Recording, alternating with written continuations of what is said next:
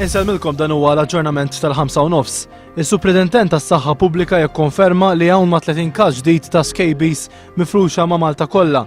Suprintentent tas-Saħħa Pubblika għal dan wara li l-bieraħ One News żvela l-ewwel każ ta' scabies fl-iskola primarja A ta' Raħal Ġdid u qal l-infezzjoni oriġinat minn istituzzjoni residenzjali privata u li fost dawk li ġew infettati kien hemm raba ta' residenti inkluż tfal. Dalgħodu f'diversi skejjel aktar tfal ġew identifikati li għandhom l-scabies. Matul Settembru x-xahar li maturu l-ġenituri jkunu qegħdin jidħlu fi spejjeż ġodda biex iħejju lil uliedhom għal bidu ta' sena skolastika u l-ewwel prezzijiet tal-ħwejjeġ, żraben u anke l-bastijiet tal-iskejjel. Dan jirriżulta mistqarrija tal-Uffiċċju Nazzjonali tal-Istatistika dwar l-għoli tal-ħajja f'Settembru. Prezzijiet tal-ħwejjeġ u żraben waħedhom għolew b'4% fuq Settembru ta' sena ilu. Bejn Jannar 2008 u Diċembru 2010 il-Gwardjani Lokali taw b'aktar minn 10 miljun u 600,000 euro f'multi u ċitazzjonijiet. L-informazzjoni ngħatat fil-Parlament minn 500,000 ċittazzjoni li ngħataw l-aktar li ħarġu kienu fil-Belt Valletta filwaqt li l-inqas kienu fir-Raħal tal-Qasri f'Għawdex. Spiċċa żmien li l-Gvern jibqa' jitkellem biss u ma jieħux passi fuq is-sitwazzjoni tax-xogħol prekarju. Għal dan id-deputat mexxej Laburista Anġlu Farrugia waqt konferenza tal-aħbarijiet fuq is-suġġett. Skont ċifri mogħtija fil-Parlament f'Malta hawn madwar 3,000 ħaddiem li għandhom xogħol prekarju. Farrugia qal li l-Gvern mhux talli jaf b'din is-sitwazzjoni talli huwa kompliċi, dan peress li hu stess jaċċetta kuntratti ta' ħaddiema b'inqas mill-paga minima. Għat-tieni darba fi spazju ta' ftit jiem il-Ministru tas-Saħħa Joe Cassar irrifjuta milli jgħid kemm qed jonfoq il-Gvern biex jagħmel l-operazzjonijiet tal-katarretti fi sptarijiet privati. Dan il-pass kellu jittieħed għaliex il-lista ta' stennija tħallet titwal tant li llum hemm 4,500 pazjent jistennew, uħud minnhom għal 5 snin.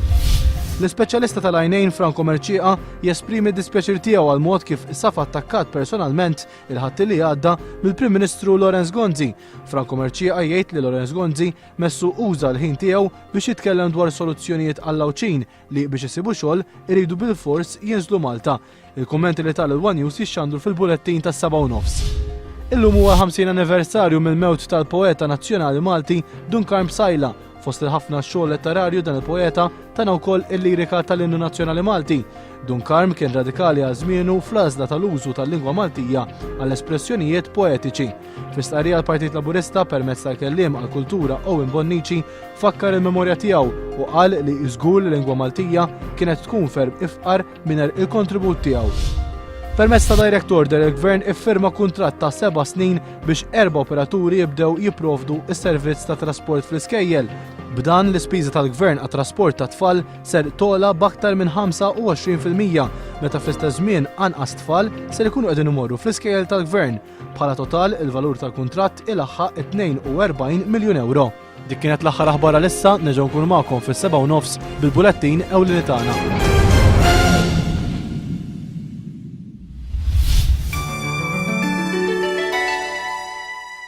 It-temp għal-jum tal-ġimgħa 14 Ottubru mistenni jkun ftit jew wisq imsaħħab b'waqtiet xemxin u bil-possibilità ta' xi ħarbiet tax-xita f'xi nħawi kultant. Il-viżibilità tajba, ir-riħ ġeneralment moderat mill-punent għall-beach. L-ora temperatura 24 grad Celsius, l-inqas 17 grad Celsius, indiċi ta' raġġi UV 6. Total ta' xita fl-aħħar 24 siegħa xejn. Xita mill-1 ta' Settembru 28 mm.1. Il-baħar ħafif għal moderat bl-imbagħad ikun ftit li xejn li jsir baxx mill-majjistral. Temperatura tal-baħar 25 grad Celsius.